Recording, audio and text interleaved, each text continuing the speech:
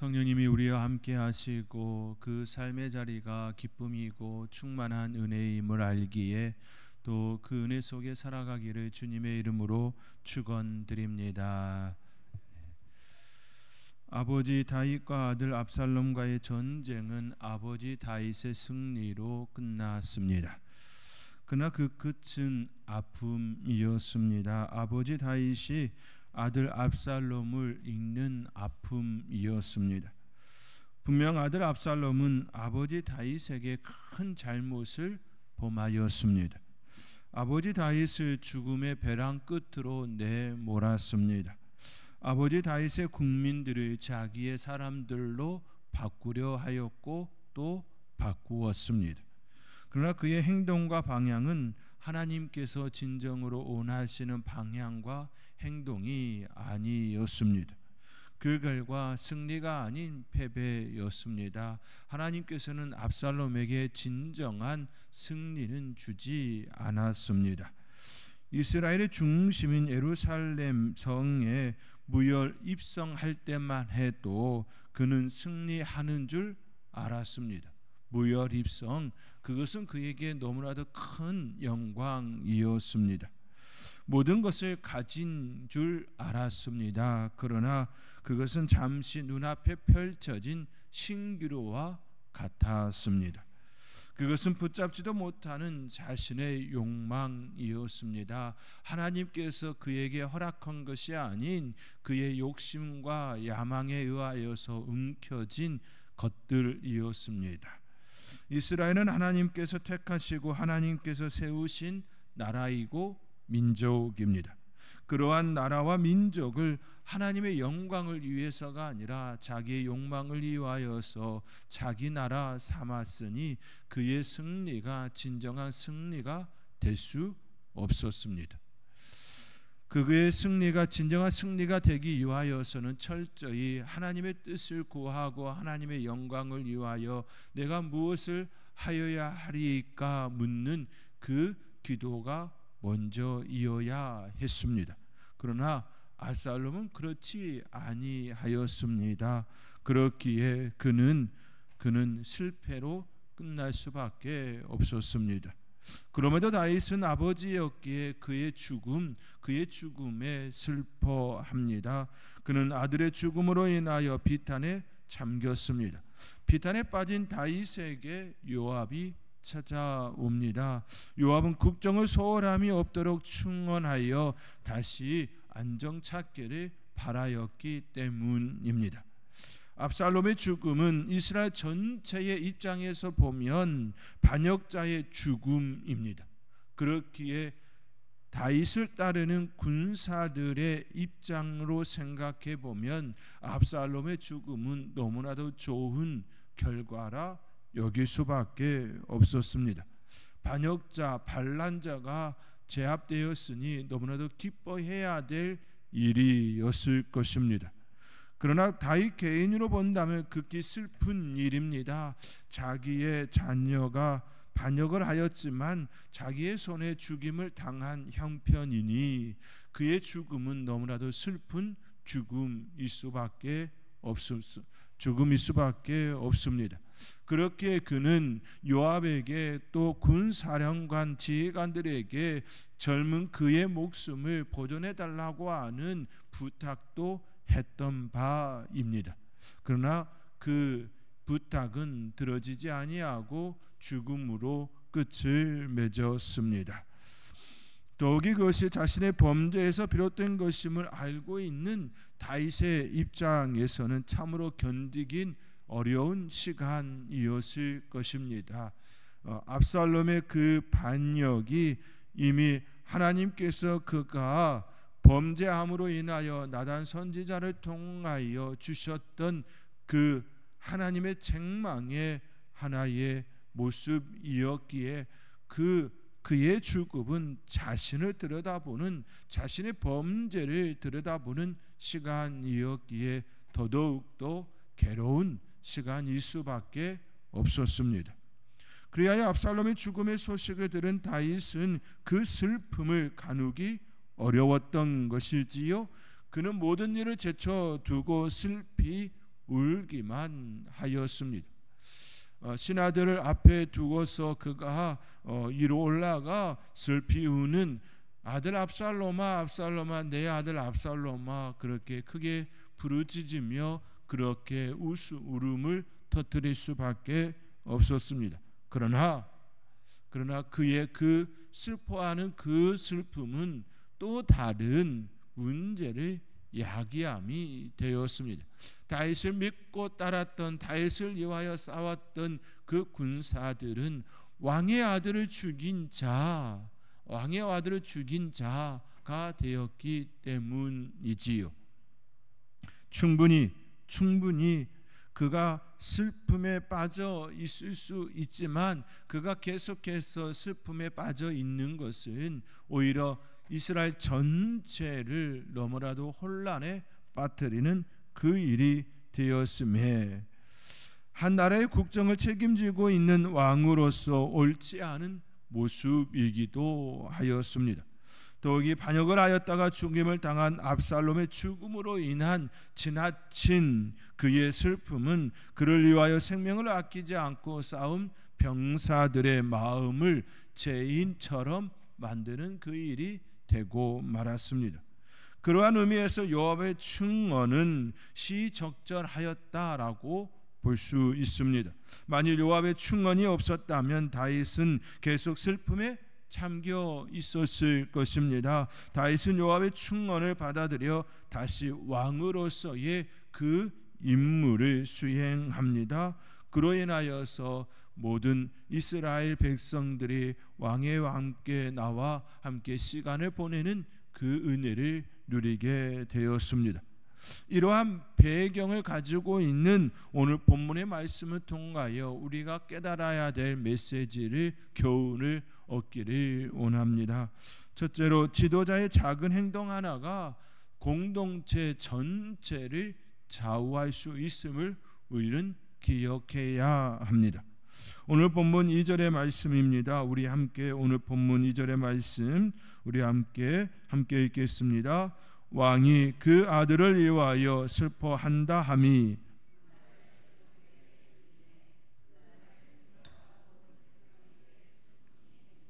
아멘. 그 아들을 위하여 슬퍼한다 함이 그날의 백성들에게 들리며 그날의 승리가 모든 백성에게 슬픔이 된지라. 기뻐해야 될, 승리의 기쁨을 누려야 될 백성들이 슬픔이 되었습니다. 압살롬의 죽음의 소식을 들은 다윗은 극도의 슬픔에 잠겼습니다. 이 소식이 백성들에게도 들렸습니다. 기쁨을 누려야 할 그때 백성들은 기쁨이 아닌 슬픔을 맞았습니다. 그들은 절지에 왕의 아들을 죽인 자가 되었습니다. 승리를 얻은 것이 아니라 실패를 얻은 자가 되었습니다.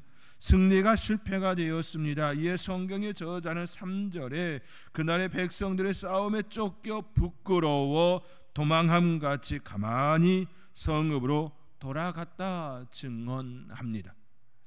함께 기쁨을 누려야 할 그들이 싸움에 쫓겨 부끄러워 도망함같이, 실패하여 도망함같이 가만히 그들의 집으로 돌아갔다라는 그런 내용입니다. 지도자 한 사람의 하나의 행동이 전체를 휘둘렀습니다. 전체를 좌우하였습니다. 군사들과 백성들은 함께 기쁨의 춤을 추어야 했습니다. 당당하게 승리의 행진을 하여야 했습니다. 그러나 패전한 군사들과 같이 부끄러워 가만히 각자의 성읍으로, 자기의 집으로 돌아가야만 했습니다. 그들의 마음은 어떤 마음이었을까요? 참담한 그런 마음이었을 것입니다. 다윗에게 속한 군사들은 너무나도 적은 인원이었습니다. 그들이 압살롬이 이끄는 군대를 이긴다는 것은 결코 쉬운 일이 아니었습니다. 상상할 수 없는 일이었습니다. 그들보다 4-5배가 많은 군사였습니다.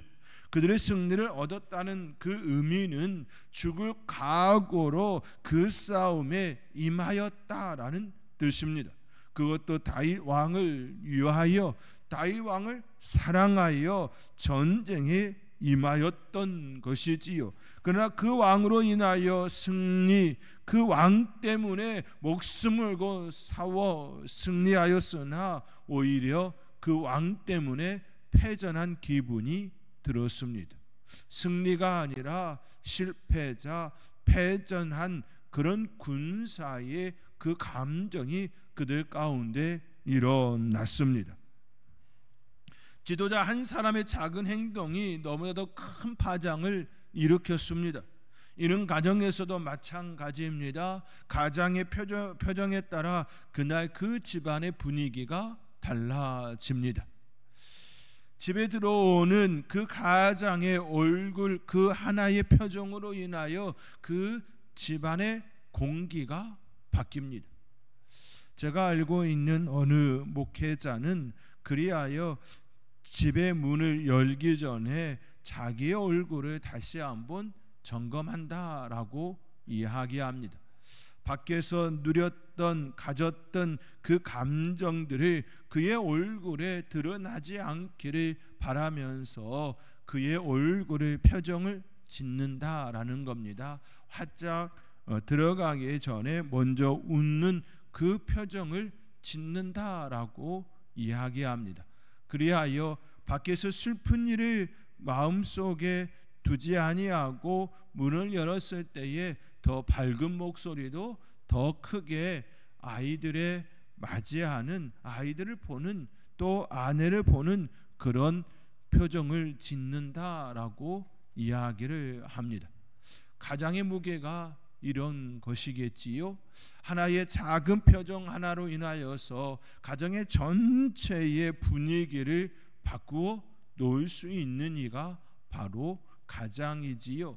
부모라는 위치가 그렇습니다. 부모의 작은 숨소리조차도 자녀들에게 공기에 그 뜨겁고 차갑고를 만들 수 있음을 우리는 볼 수 있어야 합니다.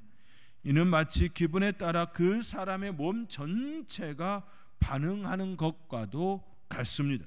기분이 좋으면 몸도 가볍게 느껴집니다. 그러나 기분이 상하면 매사가 다 귀찮아지고 실증이 일어납니다.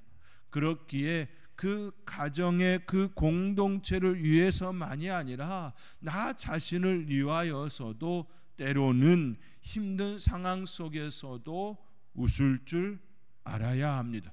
이것은 내 삶의, 나를 위한, 건강을 위한 삶의 태도이기도 합니다. 따라서 지도자의 위치에 있는 사람은 언제 어디서나 공동체 전체에 미치는 자신의 영향력, 그 영향력을 생각해야 합니다. 나의 말 한마디로 인하여서, 나의 표정 하나로 인하여서 전체의 그 분위기를 조성할 수 있음을 우리는 기억해야 합니다. 조금 더 긍정적이고 조금 더 적극적인 그 모습이 우리 안에 일어나야 합니다. 때로는 가면을 써야 할 때도 있습니다. 공동체를 위하여서, 내가 속해 있는 그 공동체를 위하여서 자신의 마음의 상태와 다른 가면을 써야 할 때도 있습니다. 어떤 이는 가면을 쓰는 것에 대하여 위선이 아니냐라고 말하는 사람도 있을 것입니다. 그러나 그 작은 가면 하나가 전체를 좌우할 수 있기에 때로는 가면을 써야 합니다. 그 대신 자신의 감정에 대하여 들여다볼 수 있는 시간을 별도로 만들 수 있어야 합니다. 공동체 내에서는 내가 내 가면을 쓸 수도 있지만 내 감정에 대하여, 내 마음에 대하여 솔직하게 들여다볼 수 있는 그 시간은 별도로 만들어야 하는 것이지요. 위로가 필요할 때에 자신에게 위로를 건넬 수 있는 그 힘을 가져야 합니다. 기쁠 때에 많은 사람들과 함께 기쁨 나누는 건 그리 큰 문제는 되어지지 않습니다. 그런데요, 내가 나 혼자 가지는 내 가정의 기쁨이 또 다른 이에게 슬픔이 되어질 때도 있습니다. 그러므로 때로는 너무 기쁜 일이 있어도 조금 다운시켜야 할 때도 있는 것이지요. 그렇지만 나 자신에게 있어서 기쁨을 극대화시킬 수 있는 그러한 마음도 내게 선물할 줄 알아야 합니다. 기쁨도 선물할 줄 알고 또 내 마음의 위로도 건넬 줄도 알아야 합니다. 그 시간이 우리에게는 반드시 필요합니다. 힐링 포인트라는 것이 있지요. 우리에게 각자만의 힐링 포인트가 있습니다. 그 힐링 포인트를 잘 갖추는 사람이 건강한 삶을 살아낼 수 있고 또 가면도 적절하게 잘 쓸 수가 있는 것입니다. 우리의 삶의 자리에 내 자리가 가지는 그 영향력에 대하여 깊이 생각할 줄 안다면 공동체 속에서 나의 그 모습을 또 한번 점검하며 하나님의 은혜 속에서 그 삶을 아름답게 살아낼 줄 아는 저와 여러분의 그 삶이 되어질 수 있기를 주님의 이름으로 권면드립니다.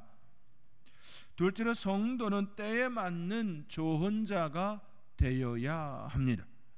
5절부터 7절까지는 요압이 다윗 왕을 찾아가 백성들의 마음을 전하는 충언이 담겼습니다.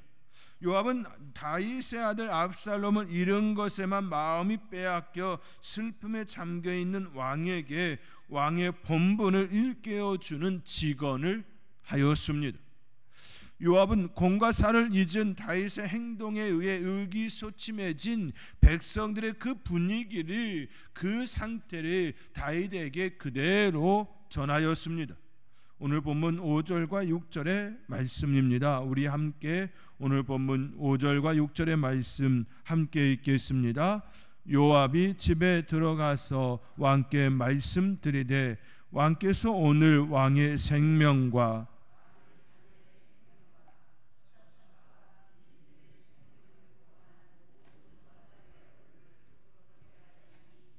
이는 왕께서 미워하는 자는 사랑하시며 사랑하는 자는 미워하시고 오늘 지휘관들과 부하들을 멸시하심을 나타내심이라. 오늘 내가 깨달으니 만일 압살롬이 살고 오늘 우리가 다 죽었다면 왕이 마땅히 기억. 아멘.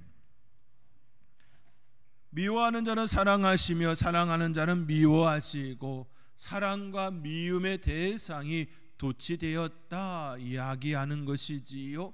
사랑할 자에게 사랑을 베풀고 미워할 자에게 미워하는 것이 일반적인 모습입니다. 그러나 지금 그렇지 아니하다라고 이야기함이지요. 요압은 다윗에게 이처럼 직언합니다. 왕의 생명과 왕의 자녀의 생명과 처첩과 비빈들의 생명을 구원한 모든 부하들의 얼굴을 부끄럽게 하였습니다. 직언합니다. 요압의 말과 행동은 다윗은 물론 이스라엘 공동체 모두를 위해 참으로 시적절한 것이었습니다. 요압이 만약 다윗에게 그렇게 직언하지 아니하였다면 이후에 이스라엘의 그 백성들의 그 마음이 어떠하였을지, 왕에 대하여 어떤 마음을 품게 되었을지 또 상상하기 어려운 모습입니다. 이러한 요압의 용기 있는 직언은 많은 사람들을 살리고 다시 일어설 수 있게 하였습니다. 물론 요압의 태도에는 왕의 마음을 헤아리지 못한 냉정함도 있었던 것도 사실입니다. 자녀를 잃은, 아들을 잃은 그 아버지의 그 마음에 대하여 충분히 헤아릴 수 있는 모습도 있어야 했겠지요. 그러나 한 국가의 절대권을 쥐고 있는 왕에게 신하로서 그러한 직언을 한다는 것 역시 분명한 용기 있는 행동임은 우리가 알 수 있습니다. 너무 어려운 자리이지만 그 자리에, 그 위치에 그가 할 수 있는 그 모습을 행하였습니다. 성도도 이러한 용기 있는 행동이 있어야 합니다. 어떤 의미에서 나라들이나 공동체의 흥망성쇠는 이 같은 충원을 할 수 있는 사람이 있느냐 없느냐에 따라 갈라집니다. 한국 사회에서도 마찬가지고 세계사에서도 마찬가지입니다. 왕에게 와첨하는 자들이 많아지면 많아질수록 그때는 죽음의 때, 패망의 때, 멸망의 때가 가까워졌음을 의미하였습니다. 때로는 자기의 목숨을 걸고서도 충원을 해야 할 때가 있습니다. 충원을 하는 자가 많을 때에 그 나라는 건강하고 건전하고 바르게 세워짐을 볼 수가 있습니다. 우리나라가 바르게 서고 온전히 건강한 모습을 갖기 위해서는 바로 이러한 모습이 있어야 하지요. 우리가 나라를 위하여 기도할 때에 바로 이러한 기도를 해야 합니다. 온전히 바르게 자기들의 위치에서 바른 말을 하되 그 상대방의 마음을 헤아리면서 잘할 수 있는 그러한 언어의 또 마술을 가진 그러한 특별함이 있어지기를 우리가 기도해야 할 것입니다. 이 같은 충원을 할 수 있는 사람이 있느냐 없느냐에 따라서 갈라지는 것이 공동체의 흥망성쇠의 그 갈림길이었습니다. 다윗은 분명 선한 왕이었습니다. 그러나 그도 실수하였고 잘못을 행하였습니다. 다윗이 잘못하였을 때에, 범죄하였을 때에 하나님께서 그에게 주신 그의 권력을 잘못 사용하였을 때에 하나님께서 나단 선지자를 통하여 그를 책망하였습니다. 나단 선지자의 책망이 없었다면 그는 바르게 깨닫지 못했을 것입니다. 하나님께서 나단 선지자를 다윗에게 보낼 때에 죄를 짓고 바로 보낸 것이 아니었습니다.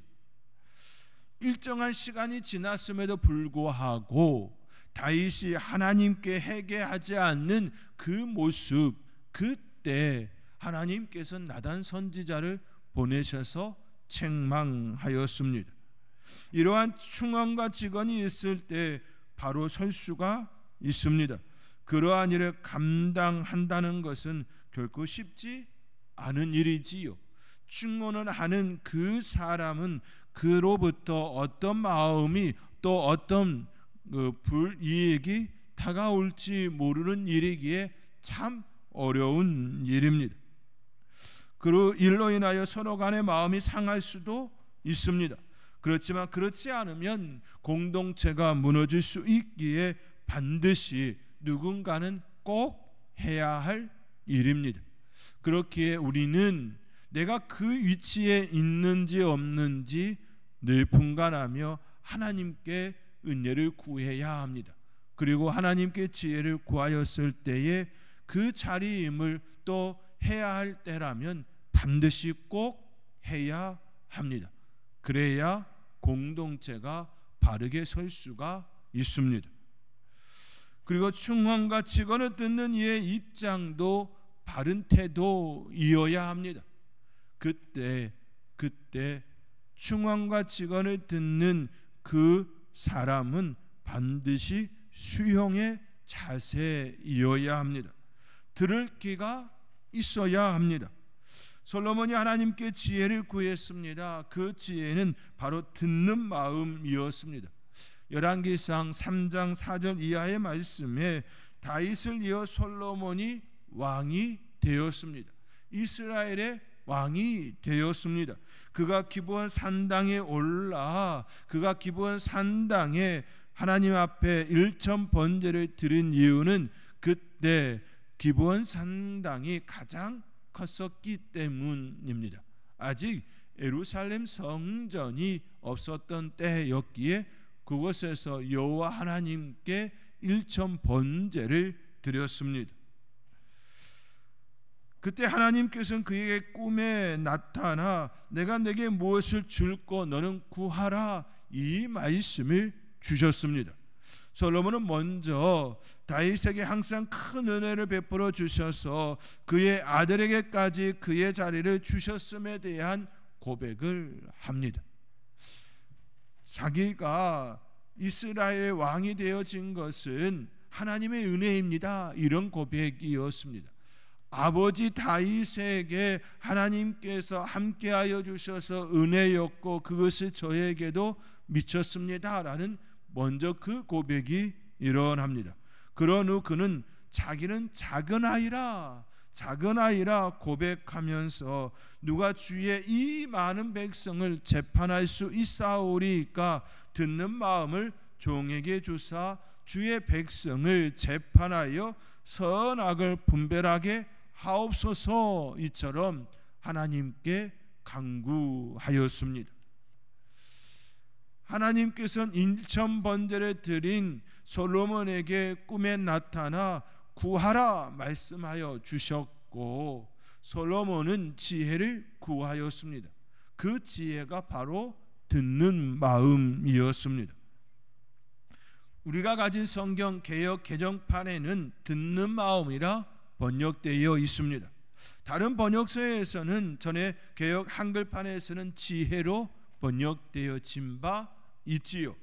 지혜와 듣는 마음은 같은 의미로 사용되었음을 뜻합니다. 솔로몬이 하나님께 구한 것은 지혜였고 그 지혜는 듣는 마음이었습니다. 우리도 마찬가지입니다. 우리가 가져야 할 자세도 듣는 마음입니다. 누군가 우리에게 나에게 어떤 이야기를 건넸을 때에 우리는 먼저 들을 수 있는 마음, 수용할 줄 아는 그 마음이어야 합니다. 그렇지 않으면 결코 지금의 상태에서 한 걸음 앞으로 나아갈 수가 없습니다. 오히려 주저앉을 수밖에 없는 모습이 될 수도 있습니다. 다윗은 요압이 하는 직언을 들었습니다. 그리고 일어나 성문에 앉았습니다. 오늘 본문 8절에 있는 것과 같이 왕이 일어나 성문에 앉음에 어떤 사람이 모든 백성에게 말하되 왕이 문에 앉아 계신다 하니 모든 백성이 왕 앞으로 나아오니라. 왕이 요압의 말을 들었습니다. 그리고 그 말을 듣고 성문에 앉았습니다. 그리고 그 앉은 것을 어떤 사람이 보고 모든 백성에게 외쳤습니다. 그리고 왕이 문에 앉아 있는 것을 본 그들은 왕 앞으로 나와 왔습니다. 이것이 직언을 통하여서 일어난 변화였습니다. 다윗은 요압이 하는 직언을 들었습니다. 그리고 일어나 성문에 앉았습니다. 슬픔은 잠시 뒤로 하고 백성들을 축복하기 위하여서 그들의 마음을 어루만지기 위하여 성문에 앉았습니다. 그리고 백성들은 왕 앞으로 나왔습니다. 이는 왕과 백성이 하나됨의 결론이었습니다. 하나됨의 모습이었습니다. 충언이 없었다면 또 그 충언을 듣고 듣는 마음이 아니었다면 이런 일은 일어나지 아니하였을 것입니다. 사랑하는 성도 여러분, 오늘 본문의 말씀을 통하여 우리는 여러 가지를 또 교훈을 얻습니다. 때로는 우리의 삶의 자리에 가면을 써야 할 때가 있습니다. 그 가면을 썼을 때에 내 안에 숨겨진 그 감정에 대하여 우리는 풀 수 있는 그 장치를 또 가져야 합니다. 또 왕과 백성이 하나됨을 이룰 수 있었던 건 충언과 듣는 마음이 어울려짐인같이 우리의 삶의 자리에서도 이러한 모습이 일어나야 합니다. 그러할 때에 내가 속한 그 공동체가 건강하고 바르게 또 하나님께서 원하시는 그 모습으로 성장과 성숙을 이룰 수 있을 것입니다. 저와 여러분의 삶의 자리에 이러한 모습으로 인하여 늘 감사로 채워지고 은혜로 채워지는 삶의 자리가 될 수 있기를 주님의 이름으로 축원드립니다. 기도하겠습니다. 사랑의 하나님, 다윗의 모습을 통하여 우리가 또 깨닫습니다. 때로는 가면을 써야 할 때가 있음도 보게 됩니다. 그러나 그 가면을 씀으로 인하여 내 안에 숨겨진 그 슬픈 마음, 아픈 마음, 괴로운 마음, 하나님 또 어루만져 주실 수 있는 그 자리로 나아가는 저희들 되게 하여 주시옵소서. 하나님께도 위로를 받고 또 내 삶의 자리에 힐링할 수 있는, 위로할 수 있는 그러한 장치도 잘 만들 줄 아는 마음이 건강한 하나님의 사람들 되게 하여 주시옵소서. 이 모든 것 감사하옵고 예수님의 이름으로 기도하옵나이다. 아멘.